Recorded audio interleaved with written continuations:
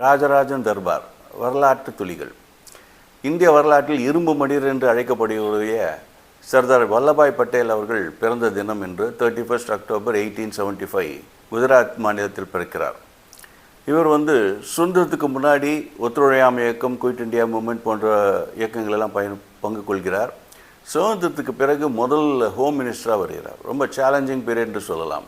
India Pakistan partition போது ஏராளமான மக்கள் கொல்லப்படுகிறார்கள். வரலாறு காணாத வன்முறை, இதை எல்லாத்தையும் சக்ஸஸ்ஃபுல்லாக அடக்கிய பெருமை இவரை சாரும். அது மட்டும் இல்லை, சுதந்திரம் அடையும் போது இந்தியாவில் கிட்டத்தட்ட 600 சமஸ்தானங்கள் இருந்தாங்க. தனித்தனி ராஜா, தனிக்காட்டு ராஜா. யாரும் அவங்கள எல்லாத்தையும் இந்தியாவோட இணைத்த பெருமை இவருக்கு இருக்கு. மைசூர் மகாராஜா சாதாரணமாகவே ஒத்துக்கிட்டார் ஒரு 2 வார்த்தை பேசும்போது. ஆனால் திருவாங்கூர் மகாராஜா சேர விரும்பவில்லை. அவர்கிட்ட ஒரு வருஷமாக அவர்கிட்ட கன்வின்ஸ் பண்ணி பேசி அவரை இந்தியாவோட இணைத்தார். எப்படி இருந்தாலும் இந்தியாவோட சேர மாட்டேன் என்று சொல்லி கொண்டிருந்தவர் ஹைதராபாத் நிஜாம்.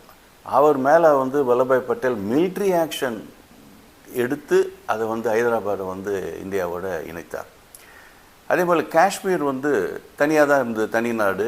பாகிஸ்தான் காஷ்மீர் மீது படையெடுக்கும்போது காஷ்மீர் மன்னன் ஹரி சிங் இந்தியாவுடைய உதவி கேட்குறார். அப்போ வல்லபாய் பட்டேல் அங்கே போய் அவரை சந்தித்து காஷ்மீரை இந்தியாவோடு இணைப்பதற்கு ஒரு அக்ரிமெண்ட்டு ஏற்படுத்துகிறார். அதுக்கப்புறம் நம்ம மிலிட்ரி அங்கே அனுப்பிச்சு ஸ்ரீநகர் ஏர்போர்ட்டை பாகிஸ்தானுக்கிலிருந்து காத்த பெருமை இவருக்கு. பாகிஸ்தானியரை விரட்ட ஆரம்பித்த அந்த செயலில் ஈடுபட்டவர் இவர். பத்தான்கோட்டிலிருந்து ஸ்ரீநகருக்கு கிட்டத்தட்ட அந்த காலகட்டத்தில் பத்தான்கோட்டிலிருந்து ஸ்ரீநகருக்கு 300 கிலோமீட்டர் 6 மாதத்தில் ரோடு அமைத்து காட்டியவர் இவர் மிலிட்ரி ஆப்ரேஷனுக்காக. இத்தனை அந்த அளவுக்கு பெயர் பெற்ற இவர் நேரு கிட்ட கொஞ்சம் மனஸ்தாபம் அவருக்கும் நேருக்கும் இருந்திருக்கிறது. அது என்ன காரணம்னா, இவர் இந்தியா சுதந்திரம் அடையும் போது பிரிட்டிஷ் அக்ரிமெண்ட் பிரகாரம் ஒரு கணிசமான பணம் நம்ம இந்தியா பாகிஸ்தானுக்கு கொடுக்கணும். அதை பட்டேல் கொடுக்க வேண்டாம்னு சொல்கிறார். ஏன்னா கொடுத்தா அவங்க இந்தியா மேலே இராணுவ நடவடிக்கை எடுப்பாங்க அப்படின்னு.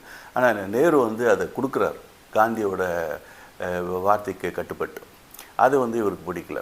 அதே மாதிரி பாபு ராஜேந்திர பிரசாத் ஃபஸ்ட்டு பிரசிடெண்ட்டாக வரணும்னு பட்டேல் விரும்பினார். ஆனால் ராஜாஜி தான் ஃபஸ்ட்டு பிரசிடெண்ட்டாக வரணும்னு நேரு விரும்பினார். ஆனால் அந்த எலெக்ஷன் போது லோக்கல் எலெக்ஷனில் ராஜேந்திர பிரசாத் வின் பண்ணுறார். அதே மாதிரி சைனா திபெத் மேலே படையெடுக்கும்போது திபெத்துக்கு உதவியாக இந்தியா போகணும்னு விரும்பினவர் பட்டேல். ஆனால் நேரு அதை ஒத்துக்கலாம். இதுபோல் பல காரணங்கள்னால் அவருக்கு ரிசைன் பண்ணணும்னு நினைக்கிறார்.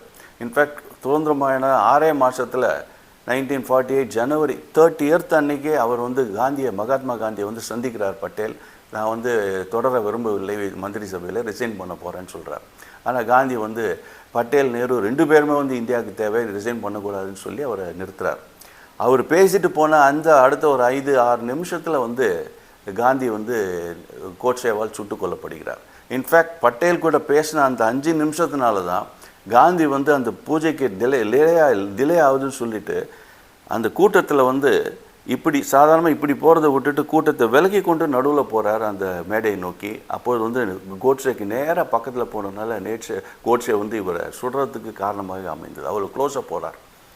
ஸோ காந்தி இறப்பதற்கு முன் பேசிய கடைசி மனிதர் என்று சொன்னால் பட்டேல் என்று சொல்லலாம். இவருடைய பெருமையை கருதி இந்திய அரசாங்கம் அவருக்கு 600 அடி ஹைட்டில் ஒரு உலகத்திலே உயர்ந்த சிலை குஜராத்தில் நிறுவி இருக்கிறது. இரும்பு மனிதன் என்று அழைக்கப்படுகிற பட்டேல் அவர் இறக்கும்போது இந்தியாவுடைய எல்லா ஐஏஎஸ் ஆஃபீஸர், ஐபிஎஸ், ஏன்னா ஐஏஎஸ் ஐபிஎஸ் 2 சர்வீசஸ் ஆரம்பித்தது இவர். இந்தியாவில் உள்ள எல்லாருமே அங்கே வந்தாங்க. 1500 ஐஏஎஸ் ஆஃபீஸர்ஸ் நெவர் இந்த ஹிஸ்ட்ரின்னு சொல்லலாம். அதேபோல் 10 லட்சம் மக்கள் அங்கே கூடினார்கள். அப்படிப்பட்ட இரும்பு மனிதர் அவர் பிறந்த தினம் இன்று. இத்துடன் உங்களிடம் விடைபெறுகிறேன். நன்றி, வணக்கம். ராஜராஜன் வாசன், இந்திய மறுமலர்ச்சி இயக்கம்.